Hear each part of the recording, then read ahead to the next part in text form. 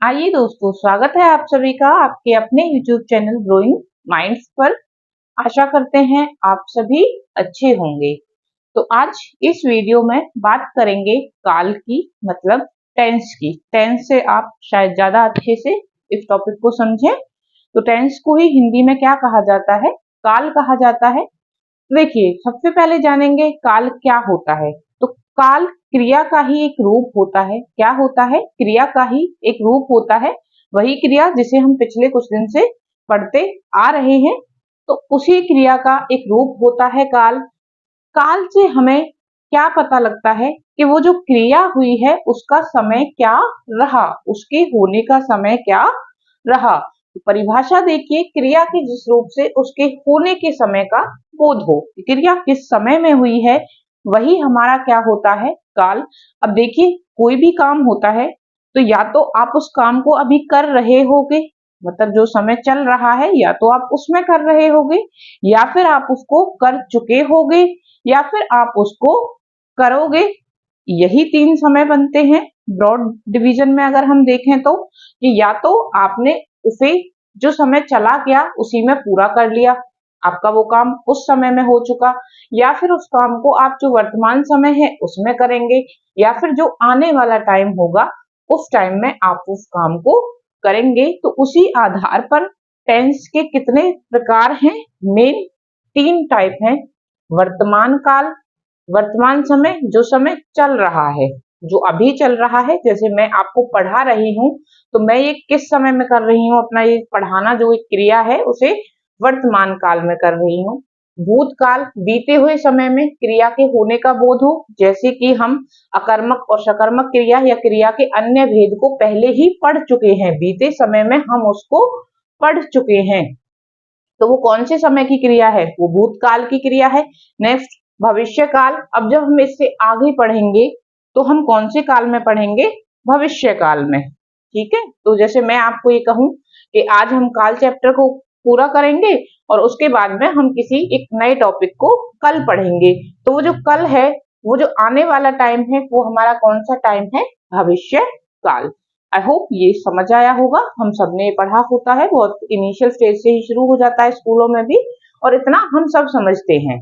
अब देखिए, जो ये काल हैं इनके भी क्या होते हैं? डिविजन्स होते हैं। ये काल भी अलग अलग भागों में बटे हुए होते हैं। किस तरह? अब देखिए, एक तो ये है कि मैंने आपको अभी अभी पढ़ाया, ठीक, मैंने वो पढ़ाना पूरा कर दिया अभी अभी, समय जो चल रहा था उसी में। एक ये है कि अभी मैं उसे पढ़ा ही रही हूँ, वो काम पूरा हो गया, वो काम पूरा नहीं हुआ। तो इस तरह से इन्हें क्या किया जाता है? अलग अलग प्रकारों में बांटा जाता है।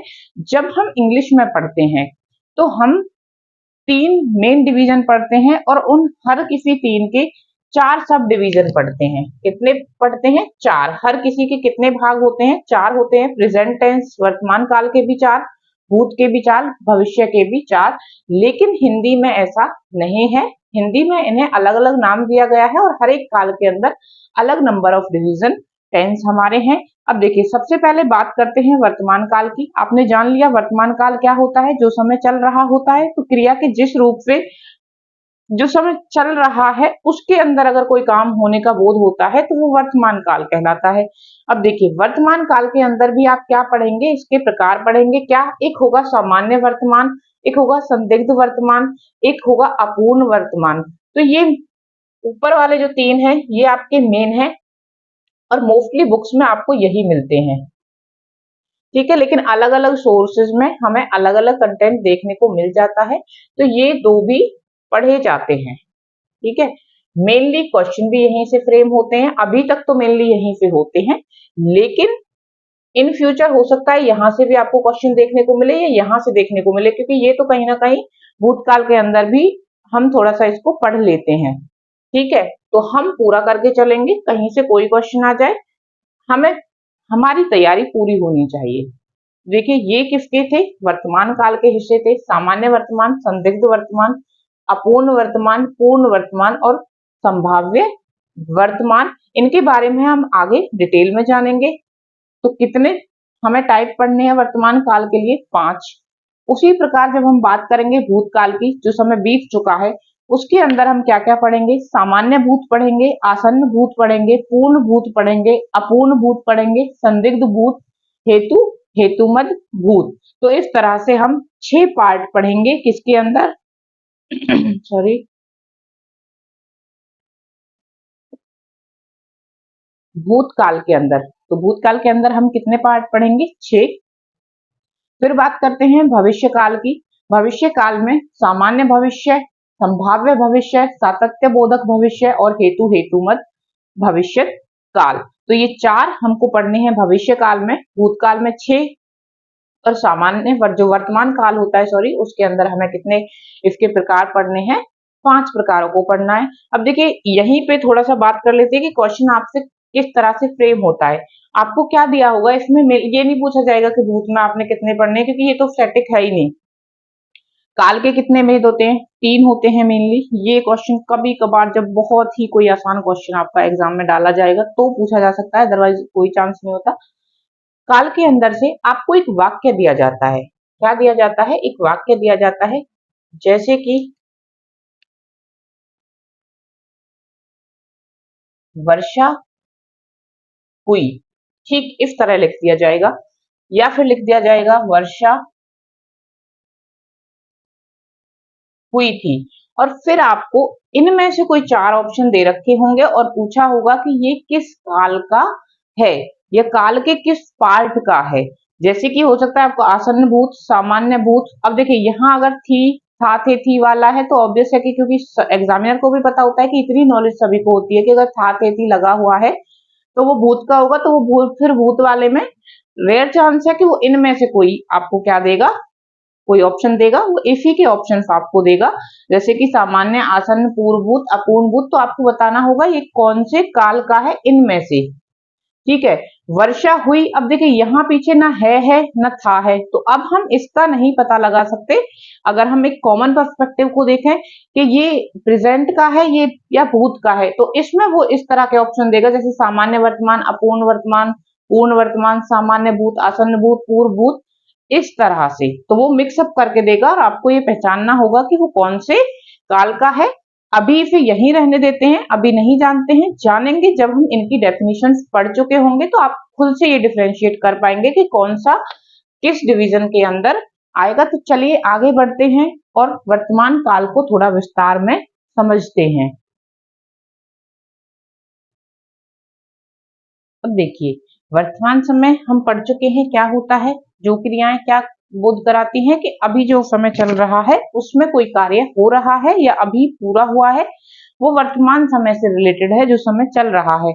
तो उसके प्रकार में हमने देखा था कि सामान्य वर्तमान, संदिग्ध वर्तमान, अपूर्ण वर्तमान, एक संभाव्य वर्तमान आएगा और पूर्ण वर्तमान आएगा।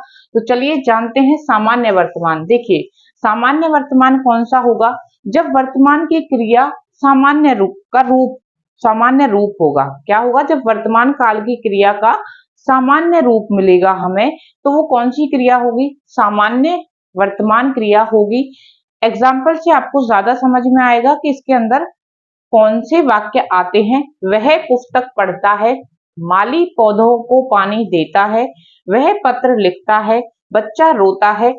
तो आपने देखा कि इसमें ता ता ता ता आ रहा है मोस्टली हर एक सेंटेंस में। तो ये किसकी पहचान भी होती है कि इसके अंदर ता है, ते है, ती है, आता है। अगर आप देखिए इनके साथ में आप इनकी इंग्लिश भी जरूर याद कर लीजिएगा। ये प्रेजेंट का इनडेफिनेटिव टेंस होता है, ये आपको थोड़ा सा हेल्प करेगा पहचानने में और याद रखने में कि कौन सा टेंस होता है। प्रेजेंट का इनडेफिनेटिव टेंस होता है, मतलब बिल्कुल सिंपल टेंस होता है। वर्तमान काल की क्रिया सामान्य रूप से। अब सामान्य रूप का क्या मतलब है कि जो क्रिया है वो सामान्य है, ना तो वो अपूर्ण है। ऐसा नहीं है कि वो अपूर्ण है, ना उसमें हमें कोई संदेह है कि वो पूरी हुई है नहीं हुई है। ठीक है, ना तो संदेह है ना ही वो अपूर्ण है। कैसी है, सामान्य है, अभी अभी हुई है, जो वर्तमान समय चल रहा है उसी में उसकी पूर्णता का भी बोध हमें होता है। अब देखिए वह पुस्तक पढ़ता है, तो क्या इसमें आपको कहीं से भी ये लग रहा है कि पता नहीं वह पढ़ रहा है या नहीं पढ़ रहा है। इस वाक्य से क्या हमें समझ आता है कि वो पढ़ रहा है, ये हमको पता है कि वो पढ़ रहा है, ऐसा नहीं है कि हमें कोई संदेह है उसके पढ़ने को लेकर। जैसे कि अगर आप इस वाक्य को देखें कि वह पढ़ रहा होगा, तो यहाँ हमें संदेह है कि जरूरी नहीं है वह पढ़ रहा होगा, सिर्फ हमारी सोच है फिलहाल, या हमें ऐसा लग रहा है कि इस टाइम वो क्या कर रहा होगा, वो पढ़ रहा होगा, लेकिन जरूरी नहीं है, इसमें संदेह बना रहेगा, लेकिन इसमें कोई संदेह नहीं है। तो ये क्रिया कैसी होगी? सामान्य। अगर होता कि वह पढ़ रहा है, वह पढ़ रहा है, तो अभी भी उसने अपनी पढ़ाई पूरी नहीं की है, ठीक है, अभी भी उसकी पढ़ाई क्या है, चल रही है, इसका मतलब अपूर्ण वर्तमान होता, तो भी क्या होती, क्रिया सामान्य नहीं होती। तो जो सामान्य क्रिया होती है जिसमें ना अपूर्णता होती है ना संदेह होता है, वो क्रियाएं कैसी होती हैं? सामान्य वर्तमान की क्रियाएं होती हैं। ताहे तेह तीह इनकी ज्यादातर पहचान होती है। वह पुस्तक पढ़ता है, माली पौधों को पानी देता है, वह पत्र लिखता है, बच्चा रोता है, इत्यादि। तो ये किसके उदाहरण हैं? सामान्य वर्तमान के उदाहरण हैं। अब देखिए नेक्स्ट देखते हैं संदिग्ध वर्तमान। संदिग्ध नाम। अब संदिग्धता क्या होती है? जब हमें किसी चीज के बारे में श्योरिटी नहीं होती। क्या नहीं होती? श्योरिटी नहीं होती, सर्टेनिटी नहीं होती कि वह चीज है, नहीं है, हो रही है या नहीं हो रही है। सिर्फ हमें ऐसा संदेह होता है कि हाँ शायद ऐसा हो रहा होगा। तो जहां ये शायद लग जाता है, वही कौन सी हमारी क्रिया होती है? संदिग्ध वर्तमान की क्रिया होती है। देखिए इसके एग्जाम्पल देखिए। सॉरी, माँ खाना बना रही होगी। अब हमें क्या है कि शायद माँ क्या कर रही होगी, खाना बना रही होगी, बट हमें सर्टेनली नहीं पता कि बना रही है, बना लिया है, बन गया है, बना भी रही है या नहीं बना रही है। तो ये कौन से काल के अंदर आएगा? संदिग्ध वर्तमान के अंदर। वह पढ़ रहा होगा। आज स्कूल खुला होगा, जरूरी नहीं है कि आज खुला ही हो स्कूल, हो सकता है कि स्कूल बंद भी हो, तो शायद खुला होगा। तो जहां संदेह हो क्रिया में, वो कौन से में आएगा? संदिग्ध वर्तमान में आएगा, लेकिन जब बात इसकी हो वर्तमान समय की चल रही हो। उसी तरह से आप अपूर्ण वर्तमान देखिए, नाम से ही अपूर्ण, जो पूर्ण ना हुआ हो, जो पूर्ण ना हुआ हो, इसका मतलब क्या है कि क्रिया अभी वर्तमान समय में चालू है, जो समय चल रहा है उसमें वह क्रिया हो रही है, हमारे सामने हमें दिखाई दे रही है, या फिर हमें पता है कि वो क्रिया हो रही है। जैसे कि वर्षा हो रही है, जब कभी बारिश होती है और वो हो रही होती है, तो आप क्या यही तो कहते हैं कि वर्षा हो रही है, तो खत्म तो नहीं होती, तो वो अपूर्ण वर्तमान होता है कि वर्तमान समय में वह चल रही है, बारिश आ रही है। आप आसमान में देखते हैं कि पक्षी उड़ रहे हैं, तो आप जिस वक्त उन पक्षियों को देख रहे हैं, तो क्या वो अपनी उड़ान पूरी कर चुके हैं? नहीं। वो क्या कर रहे हैं? जब हम उन्हें देख रहे हैं, जो हमारा वर्तमान समय है, उसमें वो क्या कर रहे हैं? वो उड़ रहे हैं। अभी इस समय में क्या कर रहे हैं? मैं आपको पढ़ा रही हूँ, तो मैं क्या कर रही हूँ? मैं पढ़ा रही हूँ, मैंने खत्म तो नहीं किया है अभी इसको, क्या है? अपूर्ण ही है, अभी तो हम अपना टॉपिक क्या करेंगे? पूरा करेंगे। तो ये कैसी क्रिया है? अपूर्ण वर्तमान। आप लिख रहे हैं, आप साथ के साथ में क्या कर रहे होंगे? अपने नोट्स बनाते चल रहे होंगे, तो आप अभी भी लिख रहे हैं ना। अब इसके आगे जब पॉइंट आएंगे आप उन्हें लिखेंगे, तो अभी आप लिख ही रहे हैं। तो ये कौन सी क्रियाएं होती हैं?